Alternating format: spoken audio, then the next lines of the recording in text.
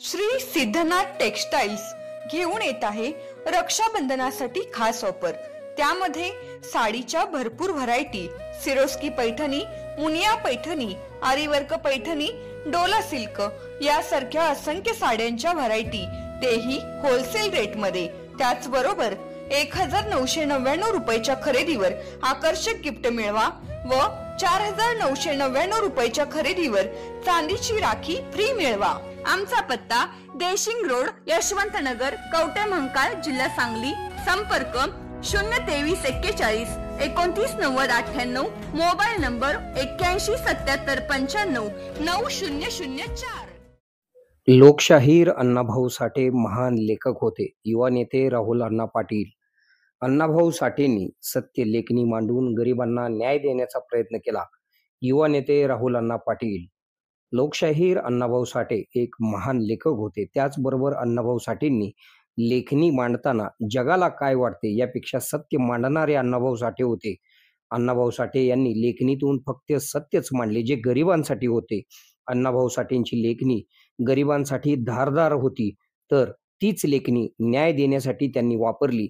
अडचणींना संधी मानून जगा हे लोकशाहीर अण्णाभाऊ साठे यांनीच शिकवले, असे प्रतिपादन तासगाव कवठे महांकाळ मतदारसंघाचे युवा नेते राहुल अण्णा पाटील यांनी केले।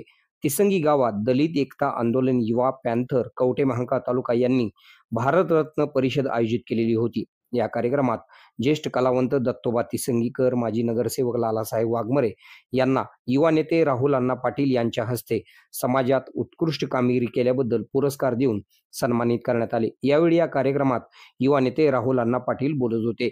या कार्यक्रमाला दलित एकता आंदोलन युवा पॅन्थर संघटनेचे संस्थापक अध्यक्ष अशोक तात्या गायकवाड, राज्य उपाध्यक्ष सुनील मोरे, अर्जुन खिलारे, तिसंगी गावचे माजी सरपंच वामन कदम, घाटनांद्रे गावचे सरपंच अमर शिंदे, उपसरपंच सुनील कांबळे, दीपक शिंदे, दीपक चव्हाण, तानाजी कदम, पांडुरंग ठोंबरे, प्रकाश वायदंडे, दिलीप कांबळे, विशाल खिलारे यांच्यासह अनेक जण उपस्थित होते।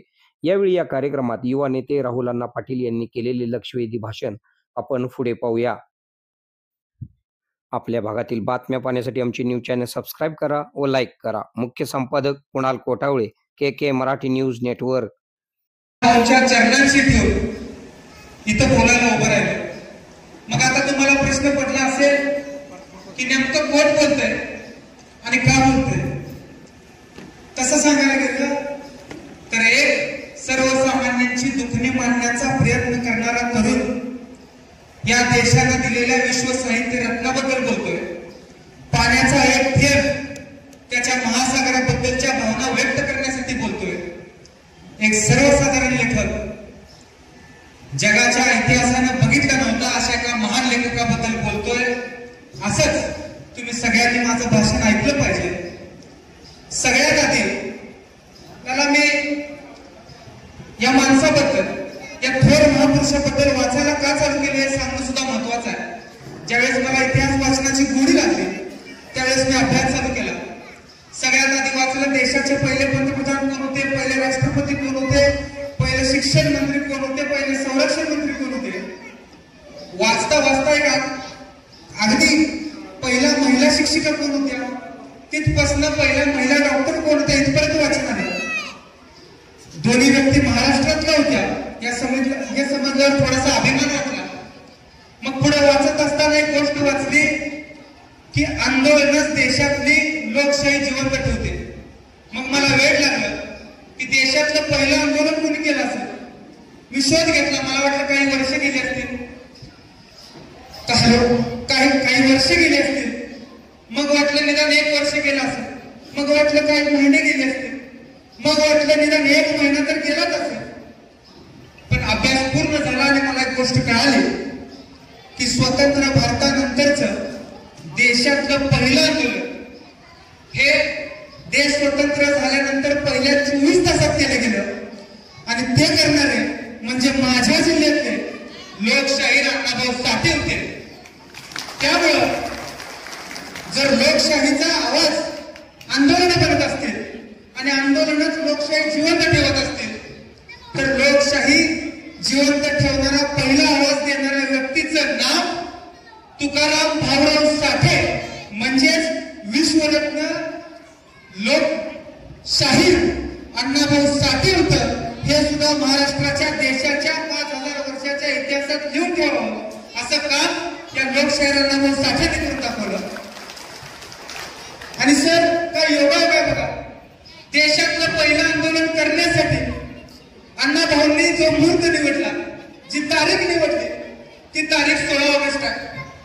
आणि बरोबर त्याच तारखेला स्वर्गीय आबासाहेबांचा जन्म सुद्धा झाला. त्यामुळेच लोकांसाठी कसं उभं राहायचं ही कला त्या तारखेमुळं स्वर्गीय आबासाहेबांना आईच्या पोटातच कलेच्या स्वरूपात मिळाली होती. अशा माणसाच्या घरात आणि संस्कारात वाढलेला एक तरुण आहे, अशा माणसाच्या सानिध्यात वाढलेला मी एक तरुण आहे आणि त्याच वेळी सांगली जिल्ह्यात जन्म घेतलेला सुद्धा मी एक तरुण आहे. त्यामुळे मी हक्काने सांगू शकतो की माझ्या धमन्यांमध्ये सळसळणारं रक्त हे जर स्वर्गीय आबासाहेबांचा वारसा सांगत असेल तर मग मी ज्या पेनाने होतोय त्या पेनातली शाही ही लोकशाहीर अण्णाभाऊ साठेंचा वारसा सांगते. हे सुद्धा सांगताना माझा ऊर भरून येते. आज त्यामुळे साहेब कधी जन्मत अंगावर घेऊन सत्य बोलण्याची वेळ आली, सत्य लिहिण्याची वेळ आली तरी सुद्धा लिहित असताना माझा पेन जरा सुधारण्यात बघणार नाही. मी मगाशी म्हणलं लोकशाहीरांचं नाव तुकाराम भाऊराव साठे होतं.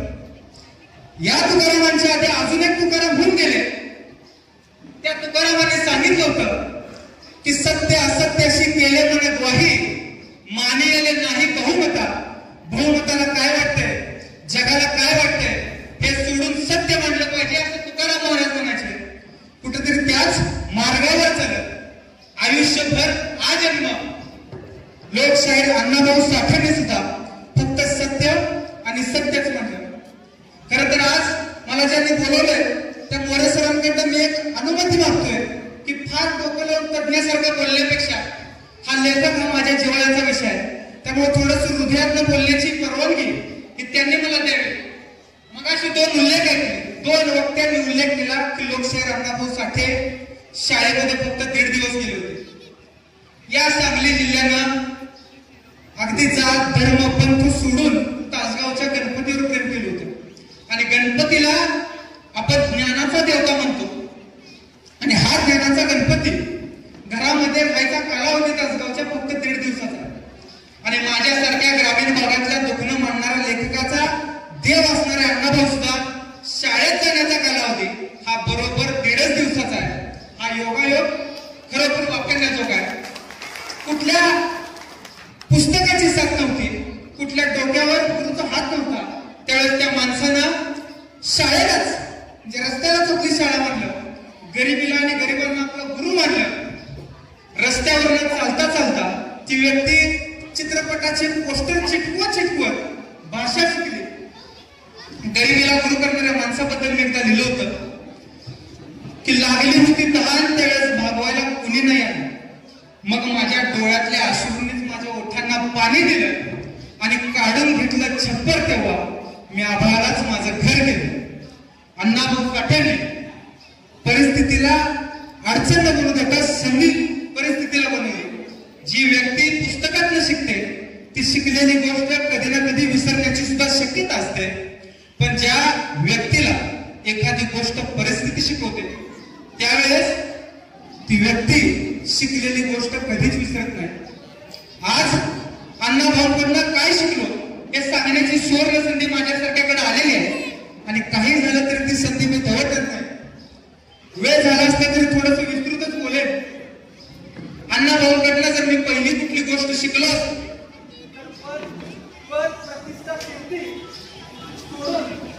अण्णाभाऊंनी माणसाला माणूस म्हणून बघायला शिकवलं. आणि जर तसं केलं तरच माणसाला माणसाच्या वेदना कळतात. मी कुठली गोष्ट शिकलो असेल तर पद प्रतिष्ठा कीर्ती सोडून माणसानं माणसाकडे माणूस म्हणून बघितलं पाहिजे. माणसानं माणसाकडे माणूस म्हणून बघितलं तरच माणसाच्या व्यथा कळतात.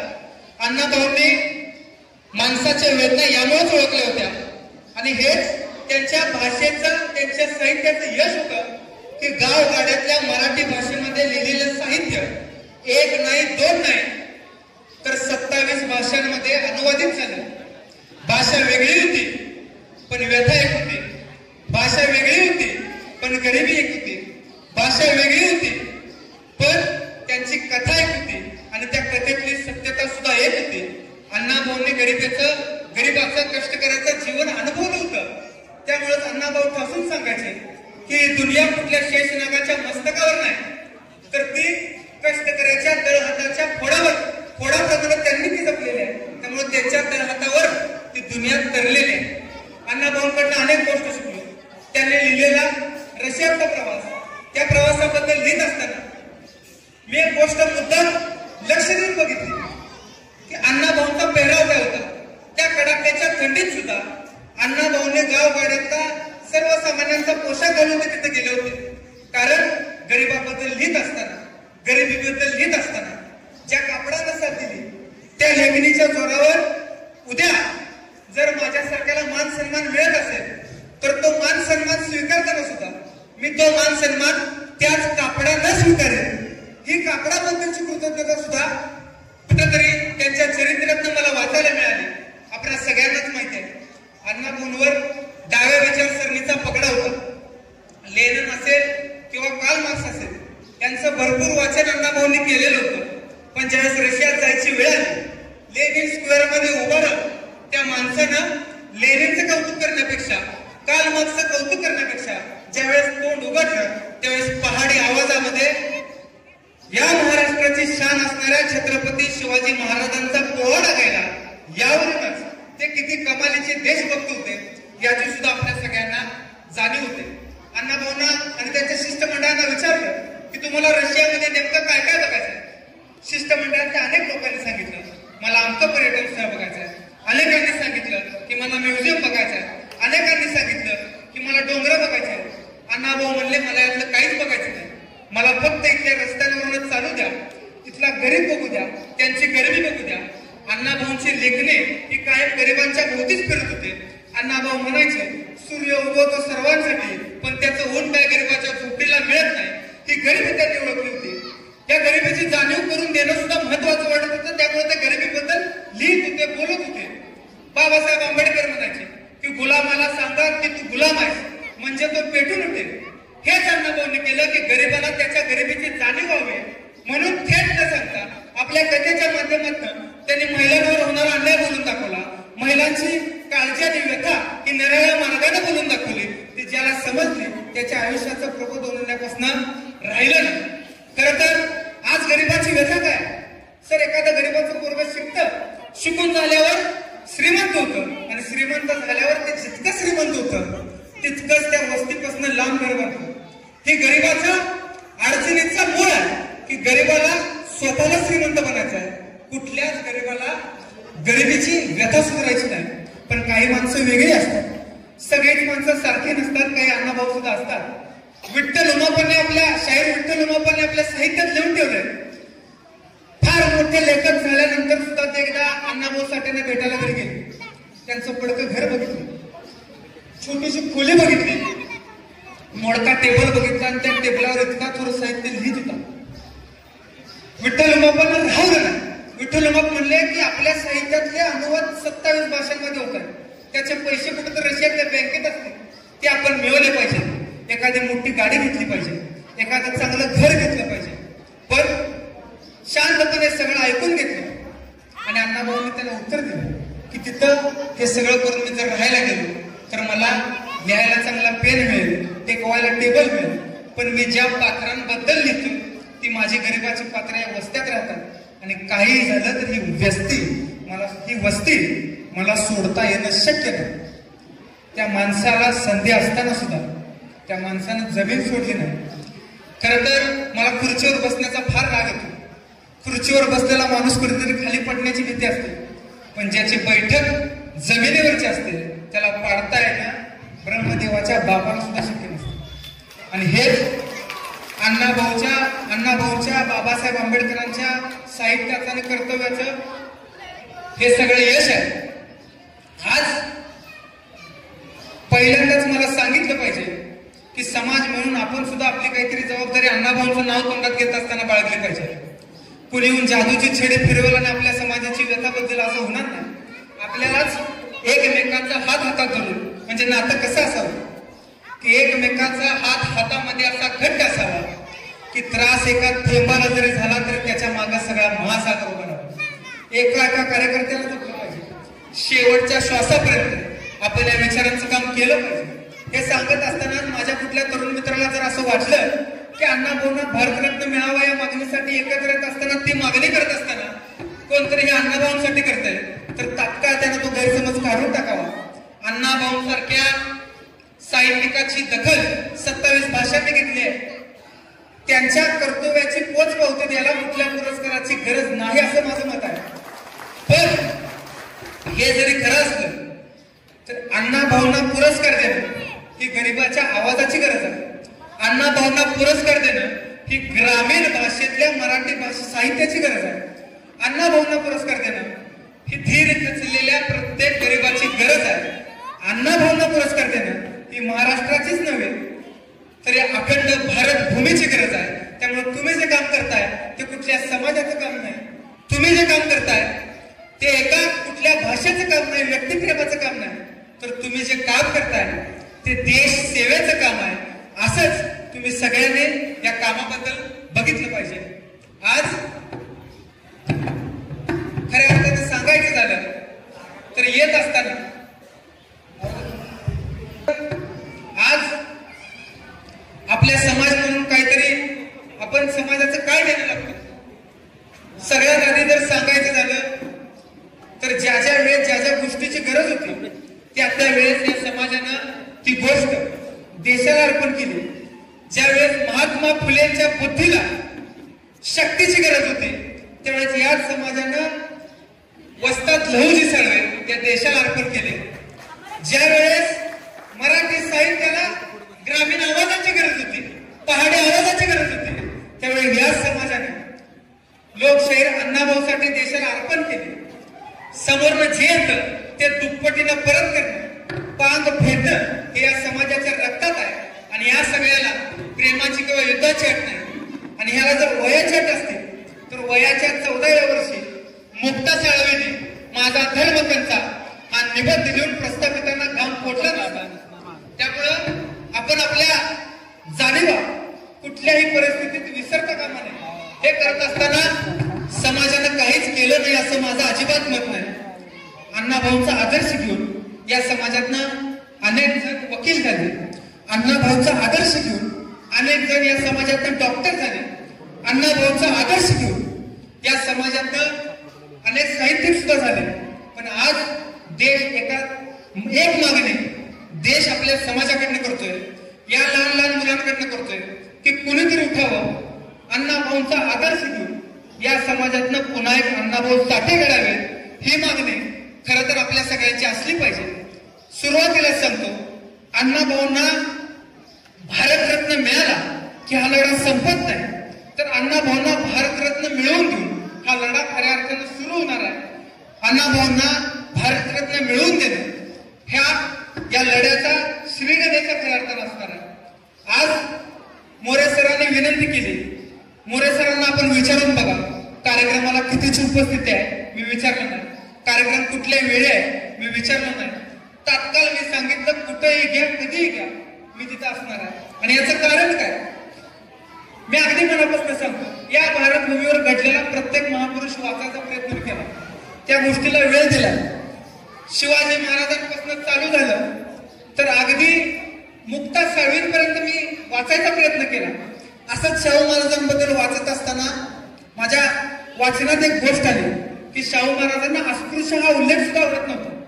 त्यामुळे त्या काळामध्ये कोण जर अस्पृश्य समजलं जाणारी व्यक्ती आली तर शाहू महाराज त्या व्यक्तीचा उल्लेख सूर्यवंशी म्हणून करायचे. आणि माझं पूर्ण नाव मी तुम्हाला सांगितलं पाहिजे. माझं पूर्ण नाव हे राहुल राजाराम सूर्यवंशी पाटील. म्हणजे स्पृश्य अस्पृश्याची दरी मिटवण्यासाठी जे नाव, जे सूर्यवंशी नाव माझ्या राजाला जवळचं वाटलं. कधीतरी एकांतात असताना विचारलं की सूर्यवंशी कुळातच माझा जन्म का झाला असेल, तर माझ्या आधीची पिढी नाही, ही पिढी नाही, येणाऱ्या 10 पिढ्या समाजामधली जाती व्यवस्थेमधली जी तफावत आहे ती मिटवण्यासाठी काम करत राहील ही या निमित्तानं ग्वाही देतो. माझा उल्लेख लालाभाऊंनी मित्र म्हणून केला आणि लालाभाऊ आज मैत्री दिवस आहे. सगळ्यात आधी मी सांगू इच्छितो की आमची मंचावरची पहिली भेट ती स्टेजवर झालेली आहे. लालाभाऊ गेट सर आहे, अमर सर आहे, तुम्ही त्यांना पण विचारून घ्या की एकदा नातं जोडेपर्यंत अगदी भान ठेवून डोळे उघडे ठेवून मी हात देत असतो, पण एकदा का हातात हात दिला तर त्याच्यावर अवलंबून राहून मी डोळे मिटत असतो. इतक्या प्रामाणिक पद्धतीने मैत्री करण्याचा गुण माझ्या रक्तामध्ये आहे. आपल्या सगळ्यांची भेट, आपल्या सगळ्यांची पहिली भेट ते मैत्री दिना दिवशी झाली होती. आणि मैत्रीसाठी राहुल पाटील कसा आहे याची कुणाला कुठल्याही पद्धतीने परीक्षा घ्यायची असेल तर 24x7 माझा फोन चालू आहे, आपण ती परीक्षा घेऊ शकता. आणि मी ज्यांच्याबद्दल आयुष्यभर वाचत आलो त्या अण्णाभाऊंबद्दल मला बोलायची संधी दिली. त्यामुळे वर बसलेल्या सगळ्यांचे 3.5 पासून खाली बसलेल्या माझ्या मायमाऊलीचे मनापासून आभार मानतो. आणि माझ्याकडनं अण्णाभाऊंच्या विचारांचे, डॉक्टर बाबासाहेब आंबेडकरांच्या विचारांचे, फुले शाहू आंबेडकर संस्कृतीची या भारत भूमीची प्रामाणिक सेवा घडू दे अशी ईश्वराकडनं अपेक्षा करतो आणि मी थांबतो. जय हिंद, जय महाराष्ट्र. आता शहरासारख्या आधुनिक उपचारांची सोय थेट आपल्या गावात. आशीर्वाद multi speciality hospital Kavathe Mahankal, आरोग्याचं योग्य ठिकाण. अनुभव संपन्न तज्ञ डॉक्टरांच्या देखरेखीखाली उपचार करत आहेत डॉक्टर आलमगीर मुजावर, MS आयुर्वेद शल्य. आयुर्वेद शल्य चिकित्सेत विशेष कौशल्य. मूळव्याध, भगंदर, गुदद्वार विकार, पोट विकारांवर 100% उपचारांची खात्री. उपलब्ध सेवा अत्याधुनिक लेझर मशीनने वेदनारहित उपचार, दुर्बिणीद्वारे तपासणी, अचूक निदान, योग्य उपचार.